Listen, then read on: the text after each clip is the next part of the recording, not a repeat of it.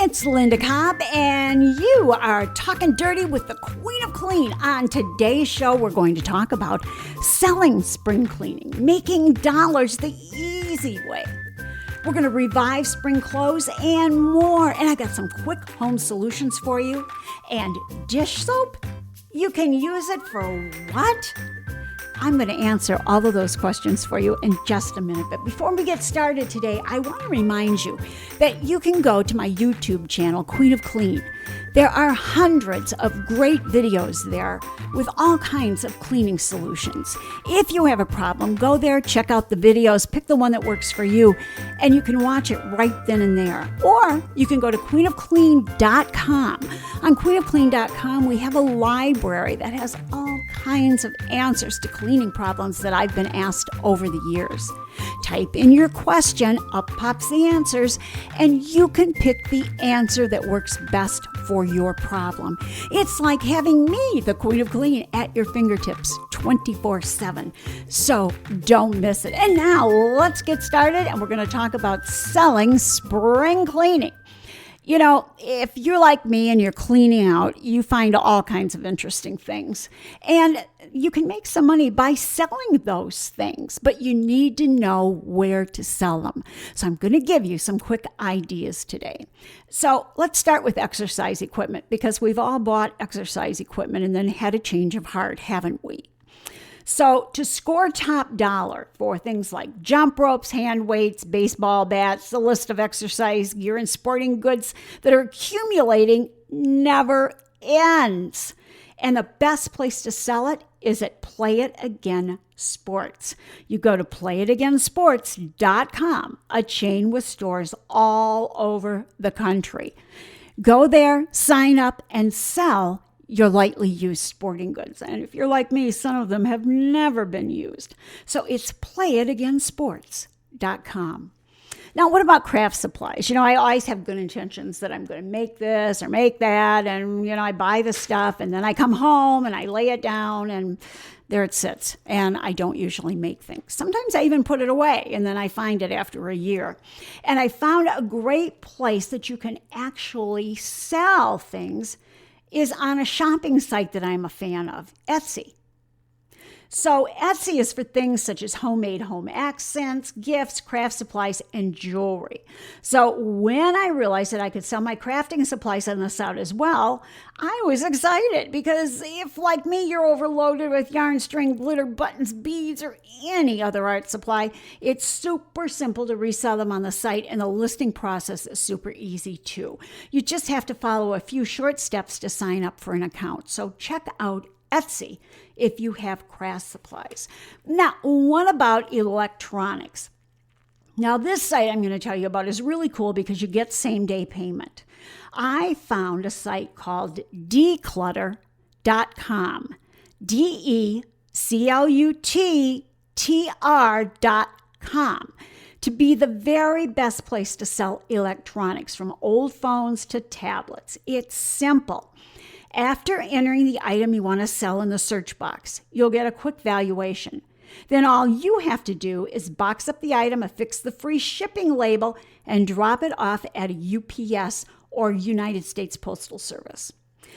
Declutter will pay you the day they receive your items. So again, for electronics, it is declutter.com, and I'm going to spell it for you. It's DECLUTTR.com,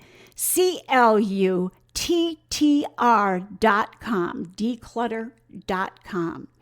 Now, let's talk about clothes. One thing you can do is you can bundle similar items, and this is something I found works quite well. Branded clothing and accessories are always the hottest secondhand sells. We all know that. The trick to selling when you don't have brand names is, if you have, say, 10 blouses in a similar style and size, list them on fashion selling sites like Mercari or Poshmark in bundles or lots. It will garner a lot of interest, and it makes prospective buyers feel like they're really snagging a bargain because they're getting 10 things for a certain price. So if you don't have branded items to sell, make sure you think about bundling. It makes it a great way to sell. Now, a lot of us as moms or grandmothers, like I am, have toys. And hosting a yard sale is a great idea, of course. If you have a lot of kids' toys, games, puzzles, DVDs to unload, host your own garage or yard sale just for toys. With all the supply chain issues we've been experiencing, toys have been scarce and therefore in much higher demand. So prospective buyers are on the lookout. Plus, with a home sale, you can sidestep the hassle of finding different size boxes and supplies in order to ship items. Just be sure you post sale signs that clearly say toy garage sale to nab the attention of would-be toy shoppers. I found that buyers who are interested in toys will usually buy quite a bit at once. They might come looking for puzzles, but then they find many other items they hadn't thought about, and in the end, they end up buying a lot of the things that you want to get rid of, and you end up making a few dollars. Now, I want to talk about reviving spring clothes, and we can do this for pennies. You can lift jewelry tarnish with a pencil eraser. Copper, silver-plated jewelry can oxidize from body oils or humidity changes, and it can cause the metal on your necklace to develop kind of green spots. To remove them, gently rub the spots with a pencil eraser. Now, you want to avoid rubbing gems, but for metals, they're great. The rubber instantly buffs away any tarnish. And because I found this so effective, I picked up one of those little pink erasers on Amazon, and I use it now for all my small pieces of jewelry, and it keeps them bright and shiny with no damage. Now, what about removing lint and pet hair? Now, if you've got a big dog or you've got 3 or 4 cats, you have pet hair. And when I say pet hair, I mean pet hair. I only have 2 cats and they're short hair, and I have pet hair. And one of the things you can do to get it off of furniture, dresses, toys, tops, shorts, other items is to use a paint roller and wrap some duct tape or packing tape sticky side out around that roller. Spin it over your clothes and voila! The pet hair is gone. So again, we're taking a paint roller and we're wrapping it sticky side out with either duct tape or packing tape and using that to remove pet hair. Another great tip is how to nix odor in sneakers, and you can use citrus peel. Now, this is really easy. Now, if your sneakers are smelling a little off, and I mean it's summer, whose don't, try dropping a few lemon peels with the lemon yellow side up into your shoes and let them sit overnight. Now, why does this work? The white pith absorbs moisture and odor while the citrus scent freshens the shoes, and it makes a huge difference. So again, we're going to drop it in with the yellow side, the peel side up, and the white side down to absorb and remove odors and leave a fresh scent in your shoes. Now, I have a sun hat that I pack and drag with me when I travel, and it does get out of shape. There's no question about it. In fact, sometimes it looks downright funky. So if your favorite hat has been squashed or flattened out, or maybe somebody sat on it, or maybe it sat in a box all winter, here's how you can reshape it. You're going to fill a spray bottle with water, and you're going to lightly mist, and I'm saying lightly mist, down the hat inside and out. Then you'll set your hairdryer to low heat and use it to partially dry the hat. To finish it, wear the hat for an hour or 2. As it dries, the hat will form correctly to the shape of your head, smoothing out any wrinkles in the process. And believe it or not, it looks like new. I had a hat that somehow, when my husband and I were packing up to come home, we threw shoes in on top of. And boy, did it look a mess. I mean, like throw it out mess. And I used this method. It worked great. Now, if you have musty clothes, You can clean those up with just a blast of one of my favorite things for cleaning, vodka.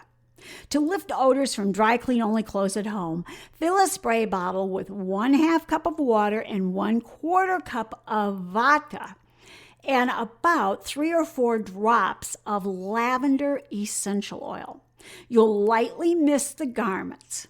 The alcohol kills the odors causing mold and bacteria, and the oil scent refreshes while its antibacterial properties sanitize. So again, let me give you those measurements. It is 1/2 cup of water, 1/4 cup of vodka, and 3 or 4 drops of lavender. And you're only going to mist, you're not going to saturate. And then let them hang to dry out. And you will be amazed how well this works. It's something I'd recommended for a long time for jeweled things and stuff that you wear at Christmas and you can't clean. It always cleans them up just fantastic.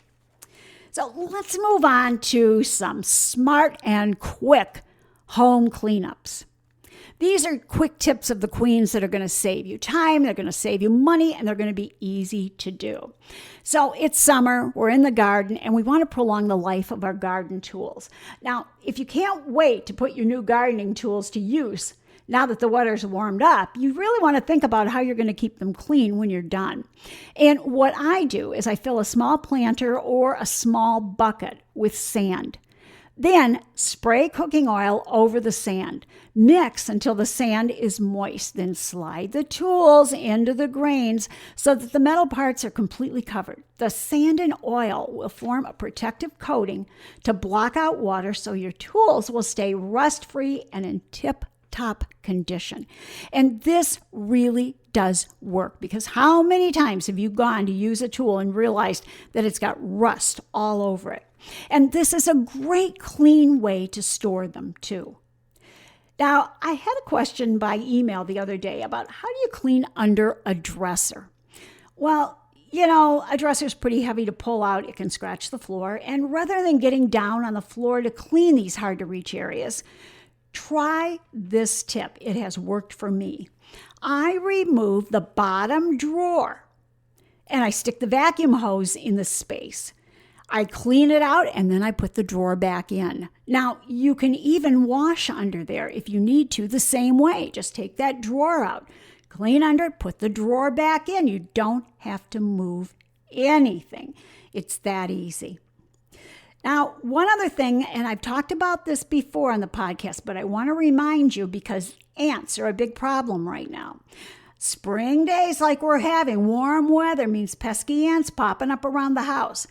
To get rid of them, you can take a paper bag, a cloth bag. You can take a coffee filter that you will rubber band tightly shut, and you will put dry, unused coffee grounds in it. Place those where you spot the ants, like inside a cabinet, on a windowsill, wherever it is. You and I may love the smell of coffee, but ants find it unbearable, and the caffeine is toxic, so they will definitely stay away, and you won't have to worry about it. Now, I was thinking the other day when I was doing dishes, yes, even the queen does dishes just like you do, about things that you can use dish soap for. And as I was thinking about it, I was thinking, you know, what kind of dish soap should I use and what kind of things can I do with it? And, you know, I was just trying to be creative. So I've got a few ideas for you. Maybe you won't like all of them, but maybe you'll like a few. So first of all, to ensure a flawless manicure, the secret to avoiding unsightly chips in your at-home manicure. Before painting your nails, add a few drops of dish soap to a small bowl of warm water. Then soak your fingers for 3 to 5 minutes before wiping dry. Now, why does this work? The soap will lift any of the natural oils that can keep polish from adhering to your nails well. Plus, it will leave your cuticles extra soft. And when you're done polishing, don't forget to apply some hand cream and work it in around those cuticles too. You can also restore lackluster jewelry. To make non-pearl type gemstones glow again, try this. Fill a bowl with warm water, add a few drops of dish soap, and let the pieces soak for about 15 minutes. Then gently scrub them with a soft toothbrush before rinsing and drying well. And I never put them back in a crowded drawer until I've let them sit out and air dry well. That soap will dissolve the dulling body oils and your jewelry will sparkle again. Now, make sure that you aren't using that on pearls. They do not like dish soap. And if you've got grandkids or babies at home, you're going to need a flexible ice pack sooner or later. And this is something I've done for years, not only with my own kids, but with my grandchildren. I like to keep an ice pack handy in the freezer for soothing bumps and bruises and things like that. And lots of times they're stiff and you can't kind of work them around little knees and elbows and things. But here's the alternative. I fill a plastic zip-top bag with dish soap. Then I freeze it for future use. Now, this is what happens. The soap gets icy, but it won't freeze solid. This results in a softer and more bendable ice pack. Now, when you're doing this, you don't have to use an expensive dish soap like Dawn. You can use a dollar store variety and pour it in. Now, what I do for safety's sake is I put that in the bag. Then I squeeze the air out, I seal it, and then I put it in a second bag just to be sure I'm not going to get leaks. But this works great for those little bumps and bruises. Now, if you want to guarantee that you have really great blooms on your flowers, maybe you get a beautiful bouquet for a holiday, for a birthday, for something, you can make them last with, believe it or not, dish soap. To do this, you're going to add a drop or two of the liquid soap to the water whenever you refill the vase. And why does that work? Because the suds will kill any bacteria that causes flowers to wilt, so you can enjoy your blooms longer. Now, I got roses for Mother's Day, and I did this. And my roses are going on 10 days, and they haven't died yet. And those of you who know roses know that they usually don't last so long. So give that a try. Now, if you're going to be painting, you also want to keep some dish soap handy. What you can do is you can remove the mess from your hands and your arms, and for me, for other parts of my body too, I'm such a poor painter, by rubbing dish soap on dry, exposed skin before you begin. Rub it on before you begin. The dry layer of soap creates a barrier that prevents paint from drying onto the skin, and it will wash right off when you're done. And I can guarantee you that this works because when I paint, I have had it run down my neck so far that it went on down my leg to my feet. Of course, I was painting a ceiling, so that wasn't the easiest part. But using the dish soap really does work. Now, if you have a squeaky hinge and you don't have anything else to use right away, you can also take a drop or two of dish soap on a clean cloth and use it to rub all over the hinges. The slick liquid will lubricate the metal so the door can move smoothly and quietly. And when you're doing it, if you've got an old rag that you can throw out, then yes, use a cloth. If not, use a paper towel or a shop towel because hinges always have black graphite on them and it will rub off and you won't be able to use the rag again. So I think, wait a minute. You know what? I want to tell you about one other thing because my daughter-in-law found this out. If you've got inflatable toys for your kids and maybe one of them is leaking all the time. And of course, if they're leaking, like rubber duckies and things like that, they can get mold and mildew in them. And it's a good idea to find out where they're leaking so you can just tape it up or glue it up and it won't leak anymore. So all you need to do is pour 2 cups of water and about 5 squirts of liquid dish soap into a spray bottle, spritz it all over the toy, and then press down on the plastic. As the air escapes from the hole, it will create a soapy bubble that will show you exactly where that needs to be patched. And this works for pool floats and all kinds of things like that. It will show you where it's leaking and you can patch it up. So before I go, I want to remind you about my private Facebook page, Queen of Clean Insiders. Now, I answer a lot of questions on there for people, of course, but we all share with each other, and I have learned some great things from my Queen of Clean insiders. We share all kinds of things, including recipes for a day when we're busy with cleaning and things like that. So go to Facebook and join Queen of Clean Insiders, and feel free to invite your friends too. We're our own little family, and we love it. So if you have a question you want to ask me and you want to hear me cover it on a podcast, go to Linda Cobb at queenofclean.com. Linda Cobb at queenofclean.com. And I'll try to answer it for you on a future podcast. So until next week, thanks for talking dirty with the Queen of Clean.